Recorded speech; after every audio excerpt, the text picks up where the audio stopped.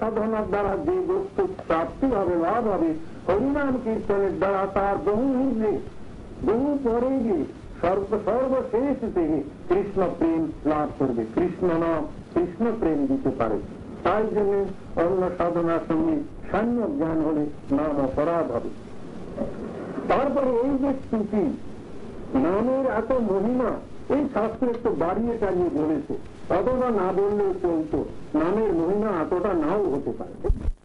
অনন্ত লীলার মাধুর্যময় সত্তা, সেই ভগবানের মহিমা কীর্তন করে অনন্ত দেব অনন্ত মুখে যেমন সমাপ্ত করতে পারে না, ভগবানের মহিমা কীর্তন করে, এবং যেহেতু হরিনাম সেই ভগবান তো অভিন্ন, সুতরাং হরিনামের মহিমা কীর্তন করো, কেউ অনন্তকাল কীর্তন করলো, নামের মহিমা পরিসমাপ্তি হবে না, তারও অনন্ত মহিমা আরো থেকে যাবে। সুতরাং নামের অর্থবাদে নামের মহিমা বেশি করে বাড়িয়ে বলেছে, এইতে চিন্তা করা অপরাধ। কেন এমন কেউ নয়, এমনকি স্বয়ং অনন্ত দেব নামের মহিমা কীর্তন করে সমাপ্ত করতে পারেন না, যেহেতু নাম স্বয়ং কৃষ্ণ। এই নাম অপরাধ থেকে দূরে থাকতে হবে। আর কি, নামের সঙ্গে কৃষ্ণ নাম এবং কৃষ্ণ অভিন্ন হওয়ার দরুন তার সঙ্গে অন্যান্য দেবদেবীর সাম্য জ্ঞান হতে ভগবানের বিভিন্ন শক্তির দ্বারা হিন্দু ধর্মেতে, শাস্ত্রেতে, পুরাণাদিতে বিভিন্ন দেবদেবীর কথা কীর্তন করেছে। যে পুণ্য দেবতা ভক্তিয়া যজন্তে শ্রদ্ধায়ান্বিতা তেতি মামেব কৌন্তেয় যজন্তি অবিধিপূর্বকম। যারা বিভিন্ন দেবদেবীর উপাসনা যদি শ্রদ্ধাযুক্ত চিত্তে করে, শ্রদ্ধান্বিতা যদি করে, তাহলে অন্তিমে তারা ভগবান বলছেন আমারই আরাধনা করবে। কেননা সেই দেবদেবীগণ নিজেরা কিছুই গ্রহণ করেন না, তাদের যা অর্ঘ দেবে তার যজমান সেই বস্তু এনে আমার চরণে অর্পণ করবে। কেন আমি সকলের মূলাধারে রয়েছি। এদিকে পুরাণের উপনিষদে বিশেষ বর্ণনা আছে যে যত দেবদেবী তাদের অভিমান হয়েছিল। ইন্দ্র মনে করলেন আমি তো দেবরাজ, স্বর্গের রাজা, আমি আর বজ্র নির্দেশে সমস্ত সংসারকে ধ্বংস করে জলে প্লাবিত করে দিতে পারি, আমি বজ্রের দ্বারা সব ধ্বংস করে দিতে পারি, আর এই কুটোটাকে তুমি ধ্বংস করে দাও। তাহলে তখন সব দেবতাগণ রক্ত হয়ে ভগবান অন্তর্ধান করলেন। তখন দেবগণী বললেন যে হে দেবগণ, এ দেবীগণ তোমরা ভুল বুঝেছ, তোমরা যে যা কার্য করো, ধন দাও, যশ দাও, মান দাও, পূজা দাও, প্রতিষ্ঠা দাও, যারা তোমাদের কাছে প্রাপ্তি হয়, তোমরা বিভিন্ন দোকানের মালিক বটে, কিন্তু সেই সত্তা দিয়েছে আমি। আমার শক্তিতে তোমরা ক্ষুদ্র ক্ষুদ্র আংশিক শক্তি লাভ করে আংশিক সেই ফল তোমরা দিতে পারো, কিন্তু সর্বফল প্রদাতা একমাত্র আমি শ্রীহরি ব্যতিরেকে দ্বিতীয় কোনো সত্তা নাই। তাই জন্য অন্যান্য দেবীগণের আরাধনার সঙ্গে যদি কৃষ্ণ আরাধনা, হরিনামের আরাধনার সমান বোধ হয়, তাহলে নাম অপরাধ হবে। কেন ভগবান একমাত্র পরাৎপর লীলা পুরুষোত্তম শ্রীহরি ব্যতিরেকে অপর কেউ ভগবান নয়। ভগবানের এই অংশ কলারূপে অবতারগণ, তার এই ক্ষুদ্র ক্ষুদ্র অংশ দেবতাগণ সব জীবতত্ত্ব, তা ঈশ্বর তত্ত্ব নয়। এই যত দেবতা আছে, কালী, দুর্গা, শিব, গণেশ, এই যত আছে, এই সকলে হচ্ছে জীবতত্ত্বের অন্তর্ভুক্ত হয়ে তারা ভগবানের শক্তি লাভ করে সেই তত্ত্ব শক্তির দ্বারা তারা সেইটুকু কার্য করতে পারে। এখন গণেশের কাছে টাকা, সিদ্ধি চাইলে টাকা দিতে পারে।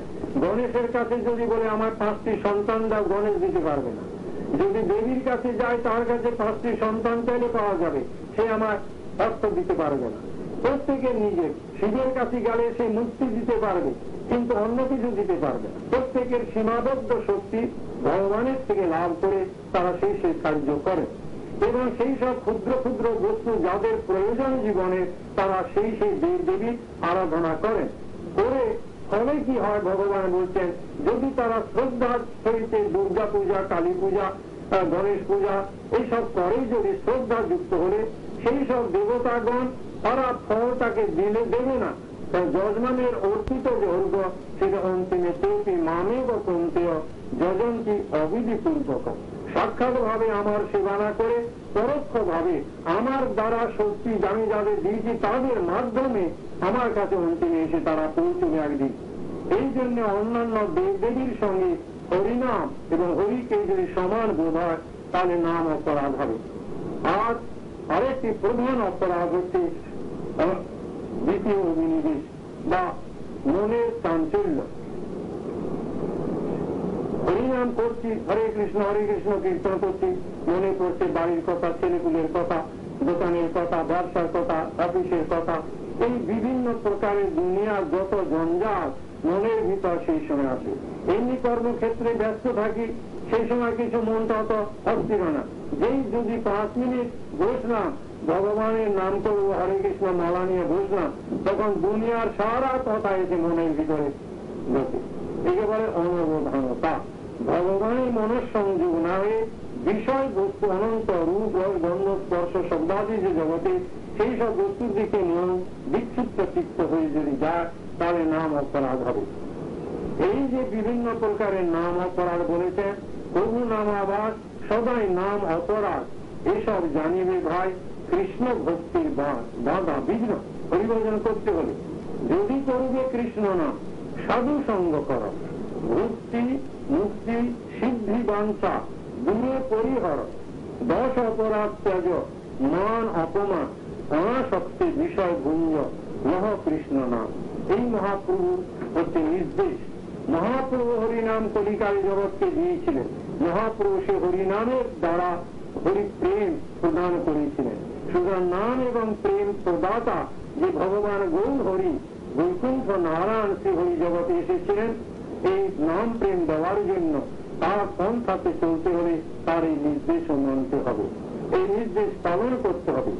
এইগুলো হলে অপরাধ শূন্য হয়ে নাম করলে নামের আভাস হয়। নামের আভাসের পরে যখন শুদ্ধ নাম কীর্তন হবে, যেমন প্রেমের কলিকা, ফুলের কলিকা ফুটলে সঙ্গে সঙ্গে তার পাপড়িগুলো ফুটে উঠবে, সৌন্দর্য প্রকাশিত হবে, সুগন্ধ ব্যক্ত হবে, তেমনি নাম প্রভু কীর্তন করতে করতে যখন শুদ্ধ নাম কীর্তন হবে, সঙ্গে সঙ্গে সেই নামই রূপে কৃষ্ণের সৌন্দর্য, অসমুদ্র সৌন্দর্য নিয়ে তার রূপ ও লাবণ্য মাধুর্যময় মূর্তি নিয়ে স্বয়ং প্রকটিত হবেন। ভগবানের স্বরূপ আছে। ভগবান একটা নিরাকার নির্বিশেষ কাঠ পাথর নন। ভগবান সর্বচেতনের মূলাধারের চেতন সত্তা। সুতরাং তার ভিতরে সবকিছু আছে। সেই তার অপূর্ব রূপ নিয়ে তিনি আবির্ভূত হবেন। তার সর্বগুণের প্রকাশ হয়ে যাবে নাম থেকে। তার ধাম চিন্ময় বৈকুণ্ঠ আদি ঊর্ধ্বে যে গোলক বৃন্দাবন লীলা বিলাসের ক্ষেত্র প্রকাশিত হবে, সেই চিন্ময় ধামেতে তার নিজ পরিজনগণ নিত্য সঙ্গী নিজেকে নিজে কায়গ্রহ বিস্তার করে প্রেম ও বিলাস বৈচিত্র্যে যে তিনি নিত্যকাল প্রকট করে রেখেছেন, তাদের সঙ্গীতে লীলা বৈচিত্র্যতে প্রেম লাভ হবে হরিনাম কীর্তনের দ্বারা। এইভাবে বলছেন শ্রবণ এবং কীর্তন হচ্ছে এই নববিধা ভক্তির প্রথম কথা। এরপরে বিচার করে বলেছেন যে এই নববিধা ভক্তির ভিতরে যে কোনো একটি অঙ্গ অবলম্বন করেও ভগবানকে লাভ করা যায়, কিংবা এই 9 প্রকারের ভক্তি যুগপৎ যাজন করেও ভগবান শ্রীহরিকে লাভ করা যায়। এর ভিতরে যেমন উদাহরণ দিয়েছেন, শ্রবণ করে ভগবানের কথা শুনে পরীক্ষিত মহারাজ ভগবানকে লাভ করেছিলেন। সুখদেব গোস্বামী ভগবানের কথা কীর্তন করে ভগবানকে লাভ করেছিলেন। ভগবানের কথা স্মরণ করে প্রহ্লাদ ভগবানকে লাভ করেছিলেন। শ্রবণ কীর্তন বিষ্ণু স্মরণ পাদ সেবন লক্ষ্মী ভগবানের পাদবদ্ধ সেবা করে ভগবানকে লাভ করে। পাদ সেবন অর্চন ঋতু রাজ ভগবানের অর্চনা করে ভগবানকে লাভ করেছেন। অর্চন বন্দনা করে অশ্রু ভগবানকে বন্দনা করে ভগবানকে লাভ করেছেন। দাস্য দ্বারা হনুমান ভগবান রামচন্দ্রের দাসত্ব করে দাস সেবা করে ভগবানকে লাভ করেছিলেন। শ্রবণম কীর্তনম বিষ্ণু স্মরণম পাদ সেবনম অর্চনম বন্দনম দাস্যম সৌখ্যের দ্বারা অর্জুন ভগবানকে লাভ করেছিলেন। আর আত্মনিবেদনের দ্বারা বলি মহারাজ শ্রীহরিকে লাভ করেছিলেন। এই প্রমাণ শাস্ত্রে পাওয়া যায়।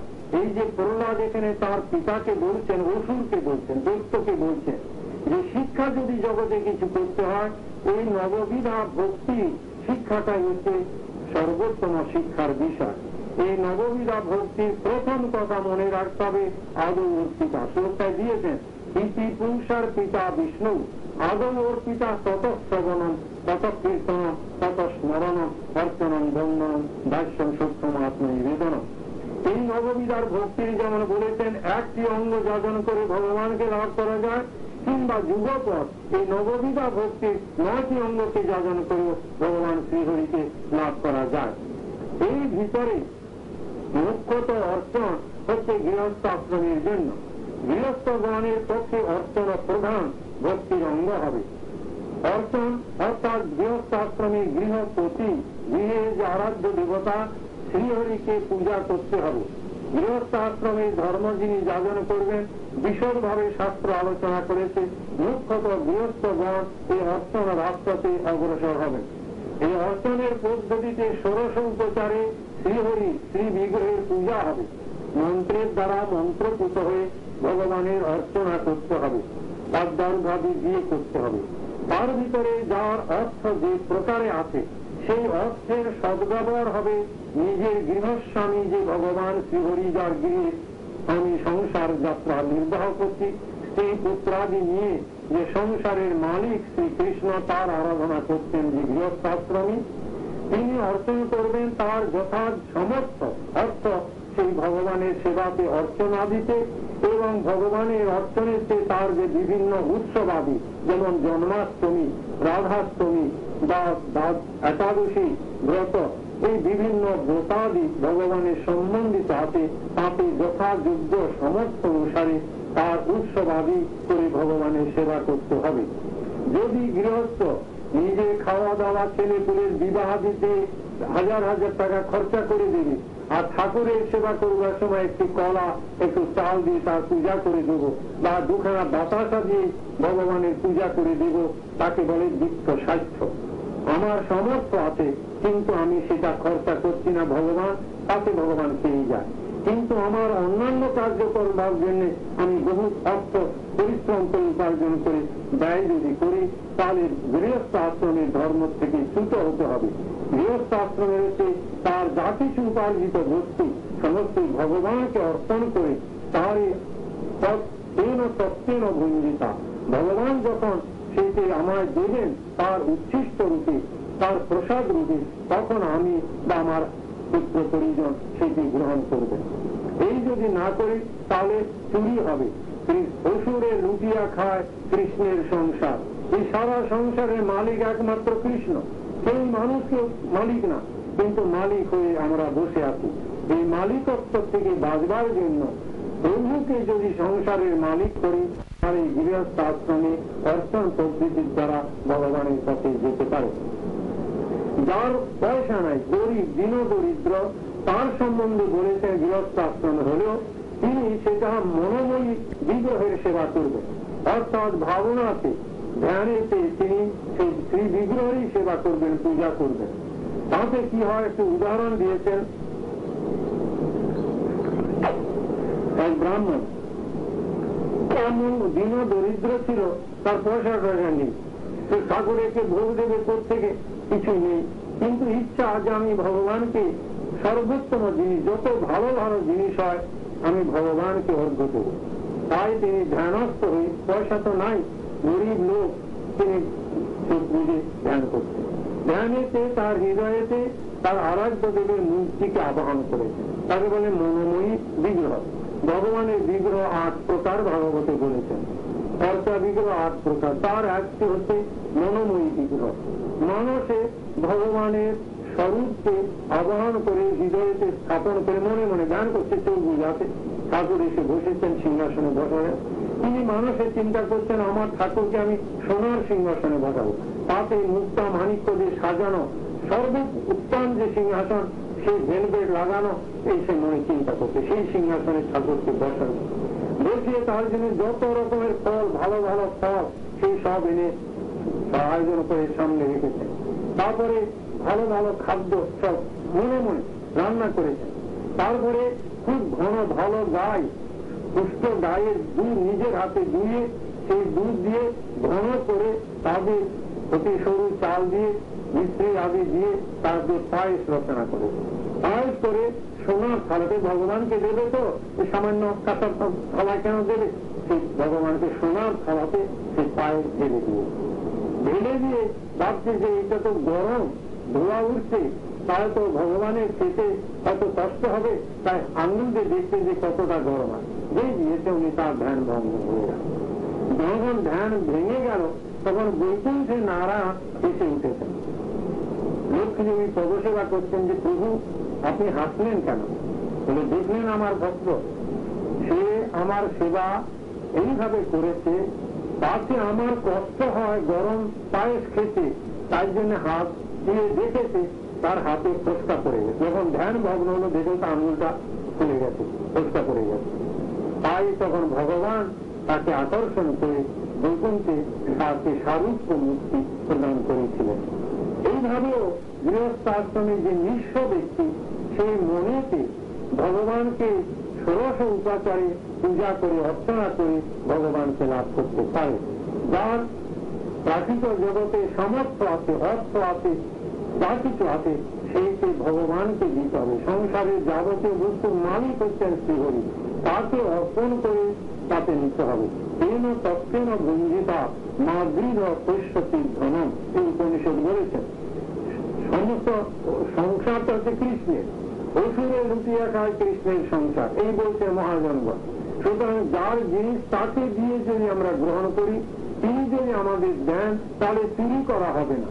আর ভগবানের জিনিসটা তাকে না বলে মাছ পথে যদি আমরা খেয়ে নিই, তাহলে আমরা চোর হয়ে যাব। তাই জগতের জীব সব অসুর বুদ্ধি সম্পন্ন চোর, ভগবানের সংসার লুটে কুটে খাচ্ছে, ভগবানকে দেয় না। এই জন্য এই নববিধা ভক্তির ভিতরে জগতের সর্বাধিক সংখ্যক লোক হবে গৃহস্থাশ্রমে। সন্ন্যাসী ব্রহ্মচারী অতি স্বল্প হয়। ওটা হচ্ছে মনোবৃত্তির কথা। সকলের জন্য আজীবন ব্রহ্মনিষ্ঠিক জীবন সম্ভব নয়, বা সকলের জন্য সন্ন্যাস গায়ে জোরে সন্ন্যাস জীবন হয় না। ওদের মনের ভিতরে তীব্র বৈরাগ্য উপস্থিত হলে, বিষয়ে তীব্র বিরাগ জাগলে পাগলের মতো হয়ে যায়, উন্মাদ হয়ে যায়। সংসারে স্ত্রী পুত্র আত্মীয় স্বজনে বাঘ সাপের মতো মনে হবে, এমন বেদনা আসবে, তবে সে সংসার বৈরাগ্য উপস্থিত হয়। সন্ন্যাস জীবন তার জন্য, সকলের জন্য সন্ন্যাস জীবন নয়, তবে সকলেই সন্ন্যাসী হতো। সন্ন্যাস জীবন একটা প্রবৃত্তি, কিন্তু সাধারণত মানুষ এই শরীরে রক্ত মাংসের শরীর নিয়ে যারা জন্মেছে, গৃহস্থ আশ্রমের স্বাভাবিক জীবন, এই জীবনেতে হরিভজন করতে হবে। গৃহস্থ আশ্রমী যদি হয়, তাহলে গৃহস্থ আশ্রমের থেকেও শ্রবণ কীর্তন অর্চন বন্ধন আদি নববিধা ভক্তি যাপন করে আমরা এগোতে পারি। এই অর্চনেতে যেমন হরিনামে 10 প্রকারের অপরাধ আছে, যিনি গৃহস্থ আশ্রমে এই অর্চন তার প্রধান হবে অঙ্গ, সাধনার অঙ্গ। হরিনামের সঙ্গে অর্চন তার করতে হবে, এটা বিধান দিয়েছেন শাস্ত্রে। সেই অর্চনেতে আবার অপরাধ হয়, 64 প্রকারের অর্চন অপরাধ হয়। অপরাধ হয় তার মাঝে 32 প্রকার অর্চন। আমরা যে ঠাকুরের ঘরে পূজা করে, সেই সন্ন্যাসীদের করুন বা গৃহস্থী করুন, মন্দিরে দেবালয়ে বিগ্রহের পূজাতে অপরাধ আছে, সেই অপরাধগুলো শুনতে হবে। আর এখানে থাকবে এই ভক্তির অঙ্গের কিভাবে জাগরণ হবে, পরে কি কথা এখন আরো 3 দিন হবে। যতটা হয় প্রহ্লাদের পরে অনেক শিক্ষার বিষয় আছে, ইচ্ছা করে এটা নিয়েছে যে ভক্তির পথে কত বাধা পরে শুনতে পাবেন, এবং সেই বাধা কি করে অতিক্রম করে ভগবানের পথে এই হরিনাম কীর্তন করে যাওয়া যায়। হরিনাম করলেই জপ করে পেয়ে যাব নয়, কিন্তু হরিনাম ছাড়া অন্য কোনো রাস্তা নাই। সেই রাস্তার বিঘ্ন কি করে কাটাতে হবে সেটি জানতে হবে। পাদ সেবনম অর্চনম বন্দনম বাস্যম সত্যম আত্মনিবেদনম ইতি পুরুষার পিতা বিষ্ণু ভক্তিষ্টেন নবদর্শন ইয়ত ভগবদ্ধ্যাৎ তন্মন্যে অধিকম উত্তমম। এই নববিধা ভক্তি জাগরণ করাই উত্তম শিক্ষণীয় বিষয়। হিরণ্যকশিপুর প্রশ্নের উত্তরেতে সবথেকে উত্তম শিক্ষার বিষয় কি, তারই উত্তরে প্রহ্লাদ বলছেন যে ভগবান শ্রীহরি এই 9 প্রকারে ভক্তি জাগরণ করাই সর্বোত্তম শিক্ষা। এই নববিধা ভক্তির ভিতরে প্রথমে কোন পুনরায় বলছি, শরণাগত না হওয়া পর্যন্ত ভক্তি আরম্ভ হয় না।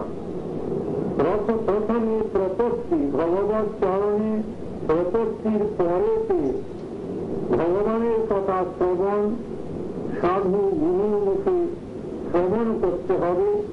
সেই শ্রুত কথা ভগবানের গুণানুবাদ কীর্তন করতে হবে। ভগবানের পন্থা প্রদর্শনকারী গুরুর নির্দেশে শ্রীবিগ্রহে অর্চনা করতে হবে। তার বন্দনা, তার দাস্য, সৌখ্য এবং অন্তিমে দেহ, মন, আত্মা সর্বতভাবে শ্রীহরি চরণে অর্ঘ্য দেওয়া রূপ ভক্তির কথা প্রহ্লাদ বলেছেন। তার ভিতরে কাল পর্যন্ত অর্চন ভক্তির কথা বলেছেন, যে অর্চন বিগ্রহের পূজা। বিগ্রহ 8 প্রকারের, তার ভিতরে গৃহস্থাশ্রমী মুখ্যত এই অর্চন অবলম্বন করবে। গৃহস্থাশ্রমী ধর্মজীবন যাপন করবার জন্য গুরুর দ্বারা দেওয়া যে ভগবত বিগ্রহ, সেই বিগ্রহকে যথাবিধি শাস্ত্র বিধানেতে ষোড়শ উপচারে পূজা করবে। এই অর্চন করা গৃহস্থের একান্ত ধর্ম।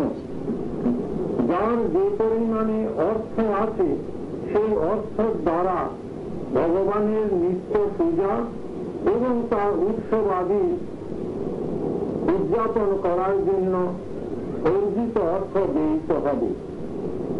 যদি না করেন, তাহলে বিত্ত সাহিত্যরূপ দোষের দ্বারা সেই গৃহস্থাশ্রমের ধর্মের থেকে সেই পরিমাণে পতিত হবে।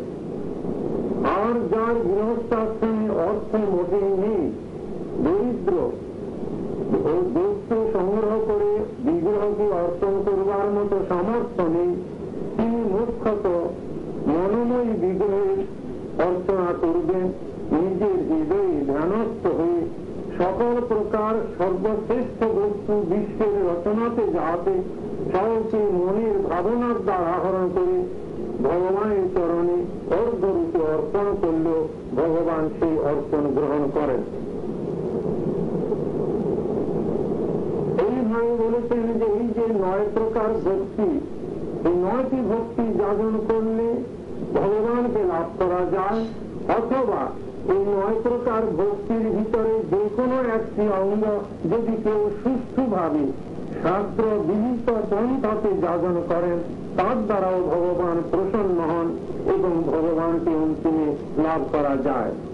যেমন শ্রবণ করে, ভগবানের গুণানুবাদ শ্রবণ করে পরীক্ষিত মহারাজ ভগবানকে লাভ করেছিলেন। কীর্তন করে সুখদেব গোস্বামী ভগবানের মহিমা কীর্তন করে ভগবানকে লাভ করেছিলেন। স্মরণের দ্বারা প্রহ্লাদ ভগবানকে লাভ করেছিলেন। পাদ সেবনের দ্বারা লক্ষ্মী দেবী ভগবানকে নিত্যতার প্রতিবিধান পুষ্ট করেন। অর্চনের দ্বারা ঋতু মহারাজ ভগবানের আরাধনা করে ভগবানকে লাভ করেছেন। অসুর বন্দনার দ্বারা ভগবানকে লাভ করেছেন। দাস্যের দ্বারা হনুমান বজরাঙ্গী ভগবান মর্যাদা পুরুষোত্তম রামচন্দ্রকে লাভ করেছিলেন। এবং সখ্যের দ্বারা অর্জুন, পাণ্ডবগণ ভগবানকে লাভ করেছেন। আর আত্মনিবেদনের দ্বারা বলি মহারাজ ভগবান শ্রী দমনদীপ রূপে তাকে লাভ করেছিলেন। এতে প্রমাণ পাওয়া যায় যে 9 প্রকার ভক্তির যে কোনো একটি অঙ্গ যদি যথাযথ ভাবে শাস্ত্র যে বিধান দিয়েছেন, সেই বিধানকে অবলম্বন করে অনুসরণ করে এবং শাস্ত্র যেখানে নিষেধাজ্ঞা করেছেন সেই নিষেধাজ্ঞা শিরোধার্য করে যদি এই অঙ্গ যাপন করে, তাহলে ভগবানকে লাভ করার যে ভক্তি, সেটি উত্তম শিক্ষণীয় বিষয়।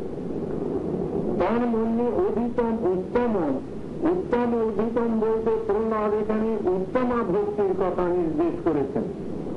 উত্তমা ভক্তির সঙ্গে মিশ্র ভক্তির তারতম্য ভেদ আলোচনা করেছেন, যেখানে কর্মপন্থা অর্থাৎ বেদ শাস্ত্রের বিহিত কর্মপন্থা অবলম্বন করে ক্রমশ কর্ম ফলার্পণ ভগবান শ্রীহরিতে অর্পিত হয়, তার নাম কর্মনিষ্ঠা ভক্তি। কিংবা বেদ বিধানে উপনিষদের প্রতিপাদ্য জ্ঞানপন্থ অবলম্বন করে ব্রহ্মভূত হয়ে মদভক্তি লভতে পরাম, ব্রহ্মজ্ঞানী স্থিত হওয়ার পরে জ্ঞানপন্থার শেষ সীমার পরে মদভক্তি লভতে পরাম, আমার ভক্তি সেই ব্রহ্মজ্ঞানী লাভ করতে পারেন বলে যে ভগবান গীতাতে নির্দেশ দিয়েছেন, সেইটি জ্ঞান মিত্রা ভক্তি বলেছেন। কিন্তু যেখানে কর্ম জ্ঞান, যোগ, ধ্যান, ধারণাদি বিভিন্ন সাধনা প্রণালী শাস্ত্রই বলেছেন, সেই সব পন্থাকে না গ্রহণ করে কেবলমাত্র শুদ্ধা ভক্তি অবলম্বন করেন যিনি, সেইটার নাম হচ্ছে উত্তমা ভক্তি। সেই উত্তমা ভক্তি জাগরণকে প্রহ্লাদ মহারাজ বলছেন উত্তম সর্বোত্তম শিক্ষণীয় বিষয়।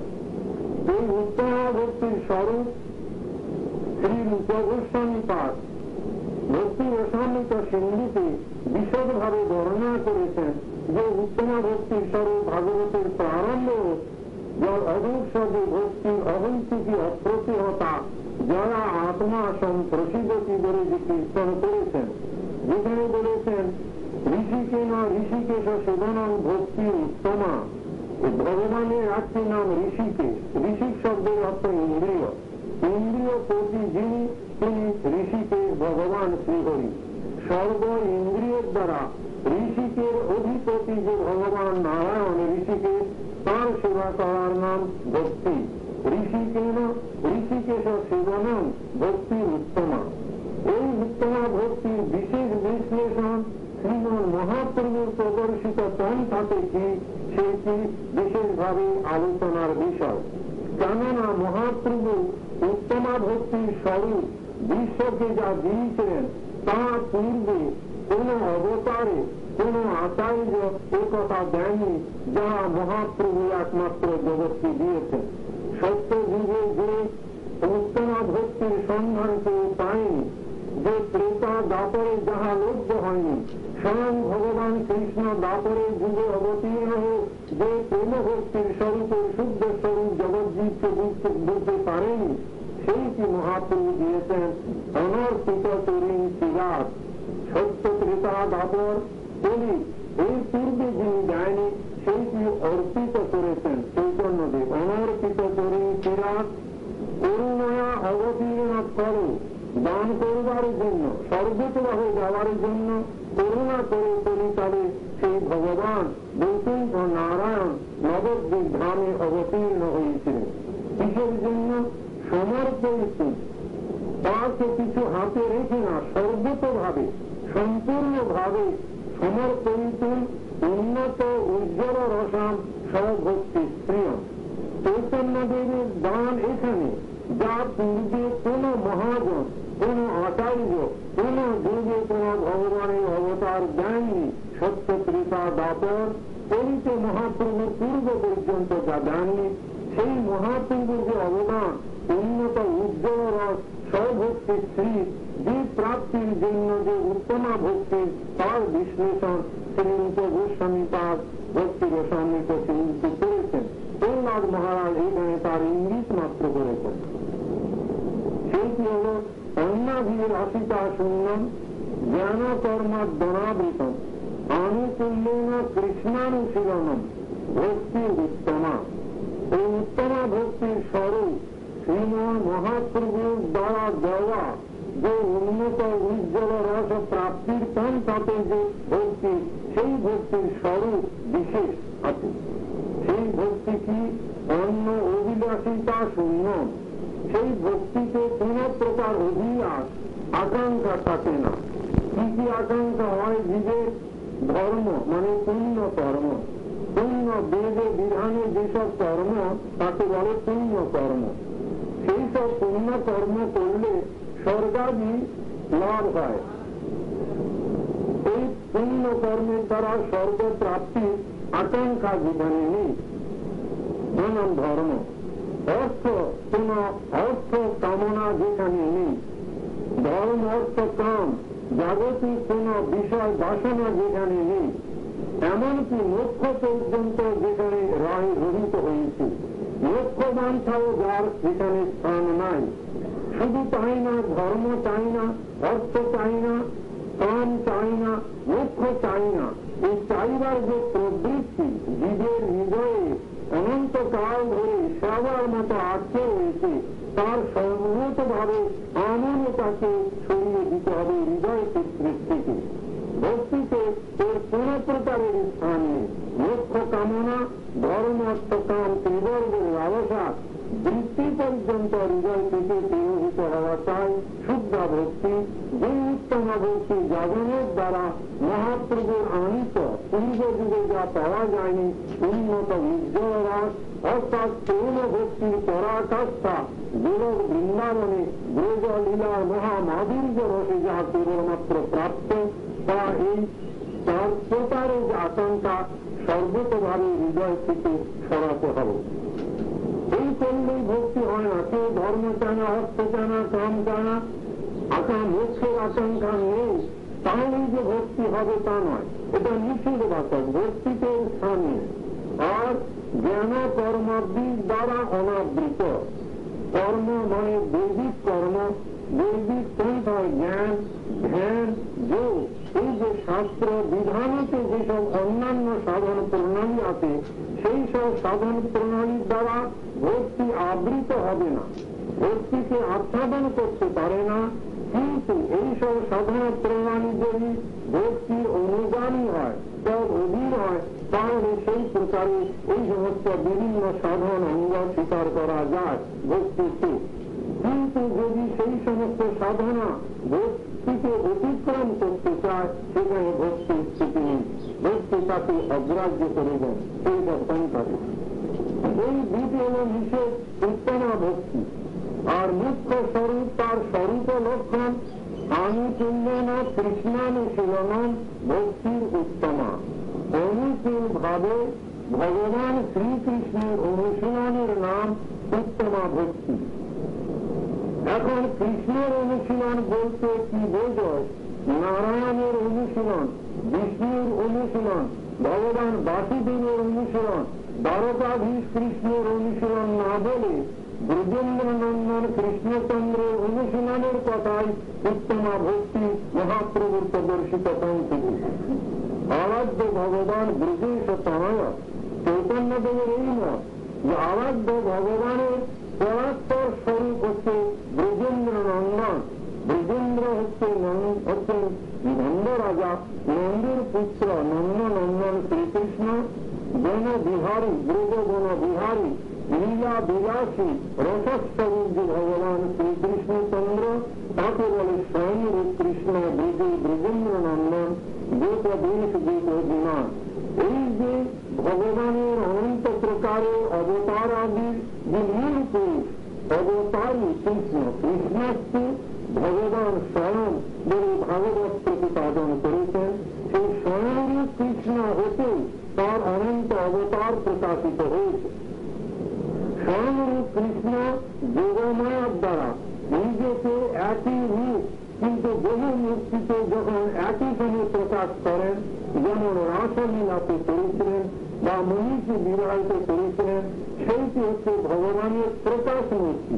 স্বয়ং কৃষ্ণ আদিলীন পুরী সর্বকারণ কারণ গোবিন্দ নয়, সেই গোবিন্দ নিজেকে অচিন্ত শক্তির দ্বারা দুই গতির মধ্যে এক কৃষ্ণ মূর্তি একই সময় প্রকট করে বিস্তার করেছিলেন।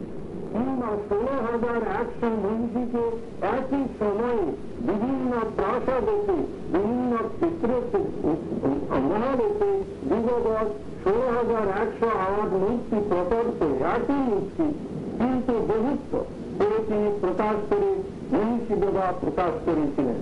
একেবারে ভগবানের প্রকাশ তত্ত্ব। সেই প্রকাশ তত্ত্বের প্রভাব এবং বৈভব আছে। প্রভাব এতে হচ্ছে দুইটি স্বরূপতা।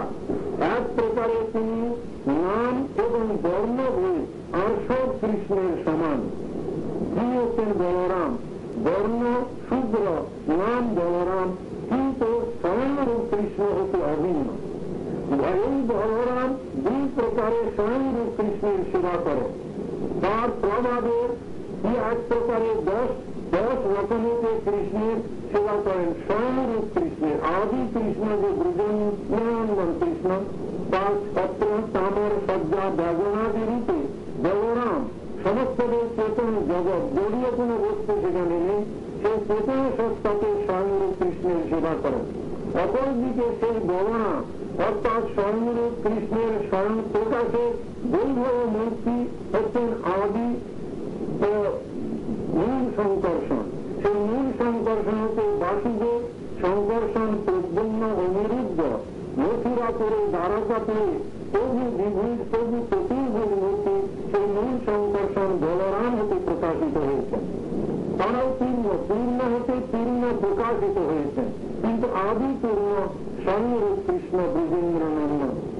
সেই আদি চতুর্ভ বাসুদেব, সংকর্ষণ প্রদ্যুম্ন অনিরুদ্ধ, বিভূষ এবং মাধুর্য যুক্ত তাদের যে লীলা মথুরাপুরে দ্বারকাপুরে নিত্য চিন্ময় ধানেতে, সেই আদি চতুর্ভুজের যে সংকর্ষণ, সেই সংকর্ষণ গুণাবতার সত্তাবেশ অবতার অনন্ত তার থেকে প্রকাশিত হয়েছে। এই অবতারা অসংখ্য বিষ্ণু তত্ত্ব নারায়ণ তারা বৈকুণ্ঠপতি। এই অবতারগণ সকলে চতুর্ভুজ শঙ্করচক্র গদাপদ্যধারী এবং বৈকুণ্ঠে তাদের স্থিতি, অর্থাৎ সেখানে কেবল ভগবানের পূর্ণ ঐশ্বর্যের বিকাশ। এই যে ভগবানের অসমগ্র অচিন্তা গতি বিজেতা নিত্য বিরাট, তার সকলের মূলাধারে যে কৃষ্ণ ব্রজেন্দ্র নন্দন, যেখানে কেবল মাধুর্যের পূর্ণতম অভিব্যক্তি প্রকাশ আর সমস্ত ঐশ্বর্য তার নখকণে অনুসৃত হয়ে থাকে। অনন্ত ঐশ্বর্য যার চোখের পলকে অনন্ত বিশ্ব ব্রহ্মাণ্ডের সৃষ্টি স্থিতি প্রলয় হয়ে যায়, যার ইঙ্গিত মাত্র পলক মাত্র সেই নারায়ণ সমস্ত ঐশ্বর্য শ্রীকৃষ্ণের চরণের নখের কোণাতে সর্বতভাবে অনুষ্ঠিত থাকে।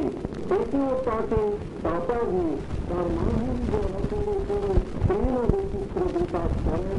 সেই প্রেম বৈচিত্র্যের ভূমিকাতে স্নেহ, মান, প্রণয়, কৃষ্ণ স্বয়ং নিজে সম্ভোক্তা হওয়ার দরুন নিজেকে যোগমায়া প্রভাবেতে দ্বিতীয় মূর্তি রূপে প্রকাশিত করে তিনি রসাস্বাদন করেন, নিজেকে নিজে সম্ভোগ করেন। তার নাম হচ্ছে আশ্রয় বিষয় রূপে বিদা হয়ে যান।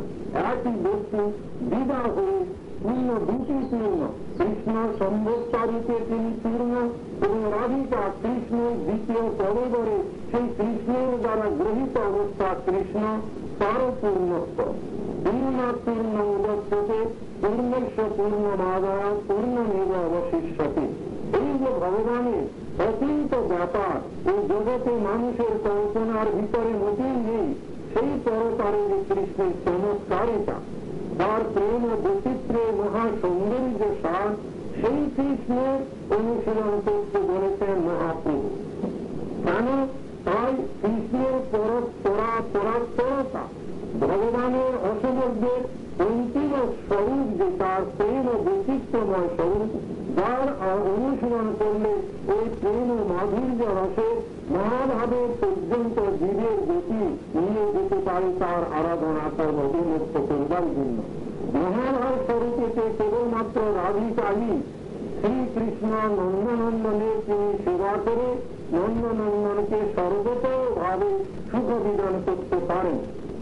সেই রাধা গোবিন্দের প্রেম বিলাস বৈচিত্র্য যে পরাস্ত বস্তু চৈতন্যদেব জগৎকে দিতে এসেছিলেন, সেই তার প্রেম ভক্তির স্বরূপ জানতে হলে সেই কৃষ্ণেরই অনুশীলন করতে হবে।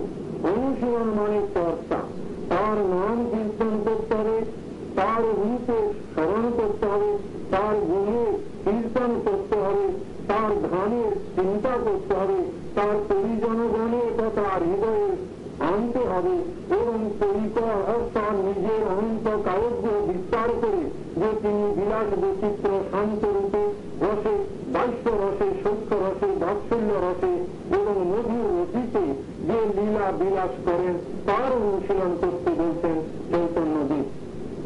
সেই ভগবান কৃষ্ণই রাধা গোপীবৃন্দ রূপে নিজে মধুর রসিতে প্রকাশিত হয়ে নিজে আস্বাদন করেন। কৃষ্ণ নিজে নন্দ উপানন্দ যশোদা রোহিণী আদি পিতৃ মাতৃবর্গ রূপে নিজেই প্রকাশিত হয়ে তার বাৎসল্য রস তিনি নিজে হতে নিজে আস্বাদন করেন। শ্রীদাম শ্রীদাম দাম বসুদাম সুবল মধুমঙ্গল উজ্জ্বল কৃষ্ণাদি সখা বৃন্দ রূপে নিজেকে প্রকাশ করে আবার সেই সূক্ষ্ম রস তিনি আস্বাদন করেন। এইভাবে দাস্যরস নিজেই দাসরূপে নিজে প্রকাশ করে যুগবৎ তনুরূপে সেই দাস্যরস আস্বাদন করেন। এই যে অচিন্ত ব্যাপার ভগবানের রাজ্যে এই জগতের কোন সীমাবদ্ধ ভূমিকার বা চিন্তার অন্তর্ভুক্ত যে সত্তা নয়, সেই ভগবান পরাত্পর লীলা পুরুষোত্তম শ্রীকৃষ্ণের অনুশীলনের নাম উত্তমা ভক্তি। সেই অনুশীলন কি হবে? অনুকূল্যে না, অনুকূল অনুশীলন হবে যাতে ভগবান সুখী হন। ভগবানের অনুশীলন করা ভক্তির স্বরূপ হচ্ছে ভগবানের সুখ তৎপরতা। ভগবান যাতে প্রসন্ন হবেন সেই প্রকারের অনুশীলন করার নাম ভক্তি। এখন বিচার করেছেন যে ভগবানকে সুখী করলেই যদি ভক্তি হবে, তাহলে কংস, জরাসন্ধ, শিশুপাল, দন্তবক্র কিংবা রাবণ, কুম্ভকর্ণ, হিরণ্যকশিপ, হিরণ্যাক্ষ এরাও ভগবানের সঙ্গে যুদ্ধ করে ভগবানকে বীর রস আস্বাদন করিয়ে ভগবান সুখ আস্বাদন করেছিলেন। ভগবান দ্বাদশ রস আছে, 12টি রস, 5টি মুখ্য, 7টি গৌণ রস। তার ভিতরে বীর রস ভগবান রূপে আছে। ভগবানের ইচ্ছা হল আমি যে সর্বাপেক্ষা শ্রেষ্ঠ বীর, আমার এই বীর রস আমি আস্বাদন করব। করতে হলে সমজাতীয় যোদ্ধার সঙ্গে যুদ্ধ করতে হয়। তাই নিজ মৃত্যুকে অভিশপ্ত করে জগতে এই ত্রিকালে সত্যযুগে, ত্রেতাযুগে, দ্বাপর যুগে এই যুদ্ধ অসুরদের সঙ্গে যুদ্ধ করে ভগবান সুখী হয়েছিলেন। এখন প্রশ্ন হবে, হিরণ্যকশিপু, হিরণ্যাক্ষ ভগবানের সঙ্গে আজীবন বিদ্রোহ করেছেন। রাবণ, কুম্ভকর্ণ ভগবানের সঙ্গে আজীবন শত্রুতা করে ধ্বংসপ্রাপ্ত হয়েছিলেন। বা শিশুপাল, দন্তবক্র জন্মের থেকে যেদিন থেকে কথা বলতে শিখেছে নিরন্তর কৃষ্ণের নিন্দা করে এসেছে। তাহলে তাদের এই যে অনুশীলন দ্বারা উত্তমা ভক্তি হবে কিনা, তাতে বলেছেন অনুকূল্য অনুশীলন হয়নি বলে উত্তমা ভক্তি হবে না। তারা প্রতিকূল অনুশীলন করেছেন। কংস নিরন্তর কৃষ্ণ কৃষ্ণ, চতুর্দিকে কৃষ্ণ দেখত, সর্বক্ষণ কৃষ্ণ চিন্তা করে দিত। শিশুপাল, দন্তবক্র সর্বক্ষণ কৃষ্ণের নিন্দা আজীবন, প্রথম থেকে যেদিন কথা বলতে শিখেছে সেদিন থেকে মৃত্যু পর্যন্ত কৃষ্ণেরই কথা বলেছে, বিরক্ত করেছে। এই যে বলেছেন তাতে গতিটি যখন নাকি যুধিষ্ঠির রাজস্ব যজ্ঞ করেন, সেই যজ্ঞের পাত্র কাকে দেবেন বলে যুধিষ্ঠির যখন ভগবান কৃষ্ণকে অর্পণ করলেন, তখন শিশুপাল বিদ্রোহ করে, যুদ্ধ করতে চান। তখন কৃষ্ণ হাত দিয়ে তার গলাটা কেটে দিয়েছিলেন। দিতে সকলের সামনে শিশুপালের যে আত্মা স্বরূপ ভগবান শ্রীকৃষ্ণের অঙ্গেতে প্রবিষ্ট হয়ে গেল। তখন যুধিষ্ঠির এই প্রশ্ন করেছিলেন, হে কৃষ্ণ, এই কি আশ্চর্য ঘটনা যে শিশুপাল জন্মের প্রথম থেকে এই মুহূর্ত আজ এক মুহূর্ত আগে পর্যন্ত তোমার নিরন্তর নিন্দা করেছে, আর সে কিনা তোমার অঙ্গে প্রবেশ করে গেল। তার উত্তরে বলেছেন, এই যে শিশুপাল বা দন্তবক্র বা রাবণ, কুম্ভকর্ণ কিংবা হিরণ্যকশিপ, হিরণ্যাক্ষ এরা নিরন্তর স্মৃতিতে আমাকে রেখেছে। যদিও বিদ্রোহ করেছে, কিন্তু এই যে স্মৃতি স্মরণ করেছে আমাকে নিরন্তর, সেই স্মরণ বিদ্রোহাত্মক স্মরণের দরুন তার পর সাযুজ্য মুক্তি তারা লাভ করেছে, ভগবানের অঙ্গেতে প্রবিষ্ট হয়েছে। সুতরাং বিপরীত বিরুদ্ধ প্রতিকূল অনুশীলন করলে সাযুজ্য মুক্তি হবে, উত্তমা ভক্তি লাভ হবে না। তাই জন্য উত্তমা ভক্তি কি হবে? ভগবানের সুখ হলেই কেবলমাত্র উত্তমা ভক্তির লক্ষণ হবে না। কেননা ভগবান সুখী প্রতিকূল যে আচরণ করেছে তাতে তিনি সুখ অনুভব করেছেন। তাই জন্য বলছেন আনুকূল্যন কৃষ্ণানুশীলন, যে অনুশীলনেতে কৃষ্ণের সুখ তৎপরতা প্রথম কথা। কৃষ্ণ সুখী হওয়া চাই, আমার সুখের জন্য যা কিছু সেইটাই ভোগ। আত্মেন্দ্রিয় প্রীতি ইচ্ছা তারে বলি কাম, কৃষ্ণেন্দ্রিয় প্রীতি ইচ্ছা ধরে প্রেম না। মহাপ্রভু এই ব্যাখ্যা করেছেন। প্রেম শব্দ বলেছেন কৃষ্ণেন্দ্রিয় প্রীতি বাঞ্ছা ধরে প্রেম না। যে বাঞ্ছার দ্বারা, ইচ্ছার দ্বারা, ক্রিয়ার দ্বারা যে ভগবান শ্রীকৃষ্ণের সর্ব অবয়বে পরিপূর্ণতম সুখ বিধান করে তারই নাম প্রেম। আর যেখানে আত্মার ইন্দ্রিয় আমার দেহের সুখের জন্য, মনের সুখের জন্য, এমনকি দেহ মনের অতিজ্ঞানী শুদ্ধ আত্মা, আত্মা শুদ্ধ ভূমিকায় যদি বলে কৃষ্ণ তোমার মুখ কমলের শোভা দর্শন করে আমি সুখী হব, কৃষ্ণ মহাপ্রভুর বিচারে সেটাও কাম। কৃষ্ণের মুখ কমলের অসমর্থ